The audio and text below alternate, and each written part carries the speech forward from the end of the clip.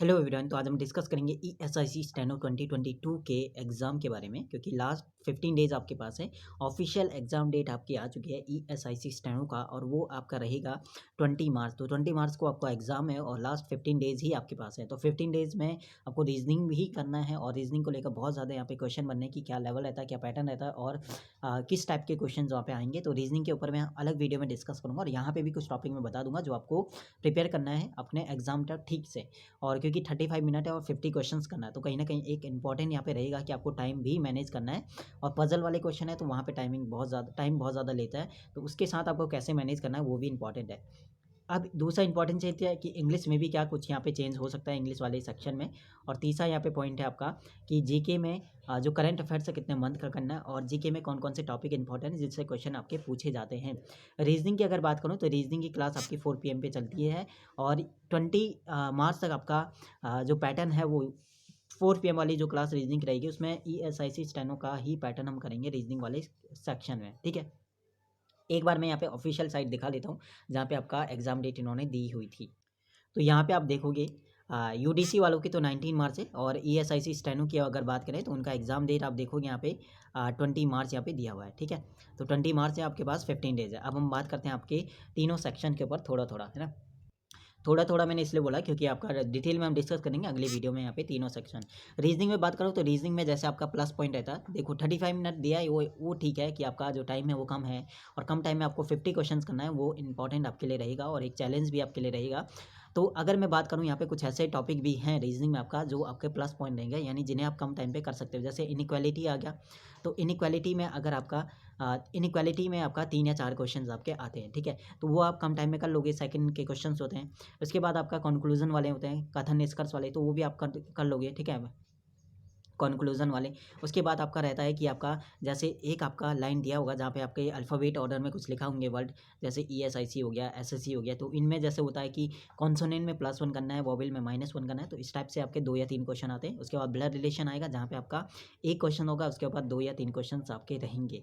अगर आप देखो यहाँ पे एक इंपॉर्टेंट चीज़ रीजनिंग में ये देखना आपको, अगर एक क्वेश्चन के ऊपर आपके 5 क्वेश्चन दिए हैं, इसका मतलब उसका लेवल ठीक है और उसमें टाइम आपका लगने वाला है। तो पजल को कोशिश करना लास्ट में करने की, उन क्वेश्चंस को पहले करना 35 मिनट में जिनमें कम टाइम लगता है, जैसे इनइक्वालिटी, कंक्लूजन, इसके बाद नंबर में प्लस माइनस करने वाला। उसके बाद एक ऐसा वर्ड दिया होगा जिसमें आपको फॉरवर्ड बैकवर्ड जाना है, तो कितने ऐसे अल्फ़ाबेट हैं जो सेम ऑर्डर में रहेंगे, इस टाइप से क्वेश्चन आते हैं।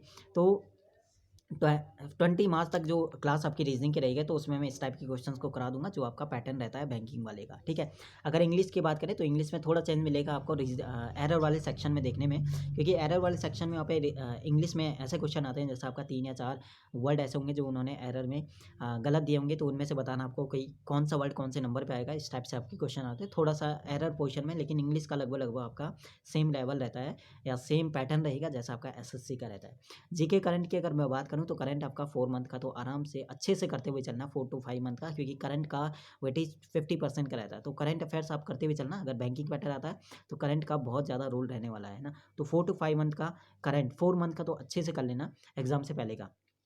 और जीके में बात करें तो स्टैटिक क्वेश्चन पे ज़्यादा फोकस करना, और हिंदी मीडियम से आप हो और इंग्लिश में भी शायद वो बुक आपकी आएगी, स्पीडी एक बुक है जो आपका स्टैटिक और प्लस करंट को कवर कर लेता है। तो स्पीडी बुक को अच्छे से कर लो इन 15 डेज़ में, जो भी हिंदी मीडियम वाले हैं। बाकी मैं अपनी तरफ से यहाँ पे इतना करा सकता हूँ कि रीजनिंग वाला है तो उसको 4 PM पे क्लास जो रीजनिंग की रहती है, वहाँ पे आपका जो पैटर्न है ईएसआईसी वाले स्टेनो का पैटर्न के क्वेश्चन हम कर सकते हैं रीजनिंग में। इंग्लिश की बात करें तो इंग्लिश में आपका सेम लेवल रहता है, तो उसमें कुछ नया नहीं करना है क्योंकि कम टाइम है 15 डेज़ में। फिर भी कोशिश करूँगा कि रीजनिंग के बाद हम इंग्लिश क्लास करें तो वहाँ पे हम प्रैक्टिस कर लें। करंट अफेयर्स में आपको क्या करना है, लास्ट के 4 मंथ को करंट अफेयर करना है और स्टैटिक को भी कवर करना है। तो स्पीडी बुक अच्छा है, तो इंग्लिश में भी वो स्पीडी बुक है, तो ऑनलाइन आप मंगा सकते हो अगर आपको आता है, या आसपास आप बुक जो भी आपके पास स्टोर है, बुक स्टोर, वहाँ पे आप जाके जो है बुक को देख लेना, स्पीडी वाली बुक। ठीक है, वो बहुत ज़्यादा इंपॉर्टेंट बुक रहती है लास्ट टाइम पे। बाकी कोई डाउट होता है कमेंट सेक्शन में पूछ सकते हो। ठीक है, बाकी मैंने बता दिया कि आपकी क्लासेस रीजनिंग की चल जाएगी 4 PM पे, तो वहाँ पे कोशिश करूँगा कि जो पैटर्न है ईएसआईसी स्टेनो रीजनिंग का हो, इंग्लिश भी आपका ठीक रहे, और बाकी करंट और जीके आपको कवर करना है। कैसे करना है, क्या करना है, वो चीज़ मैंने बता दिया। बाकी ऑल द बेस्ट एग्जाम के लिए, जिसका भी ईएसआईसी स्टेनो वाला एग्जाम है और एनवीएस वाला एग्जाम है। एनवीएस वालों के लिए है कि आप हिंदी अच्छे से करो। कल मैंने हिंदी क्लास ली थी और हमने काफ़ी टॉपिक कवर कर लिए थे, तो वही चीज़ है, जब क्लास होती है तो वो इस क्लास को इंपॉर्टेंट समझो। ठीक है, और एनवीएस वालों का ये है कि कंप्यूटर अच्छे से करना, ठीक है। एक बार कंप्यूटर की प्लेलिस्ट बहुत सारी मिल जाएँगी यहाँ पे यूट्यूब पे, तो वहाँ से आप कर लेना। और बाकी जो इंग्लिश है वहाँ पे नॉर्मल रहेगा, और हिंदी भी आपका आप अच्छे से करते हो, कुछ टॉपिक मैंने बता दिए यहाँ पे हिंदी वाले, तो एनीवेज़ हिंदी के ऊपर मैं डिस्कस कर चुका हूँ इससे पहले, ठीक है।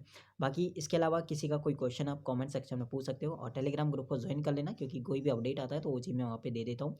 उसका लिंक है डिस्क्रिप्शन में, आप में से कोई भी नया हो तो, ठीक है। बाकी शुक्रिया, take care, all the best, bye bye.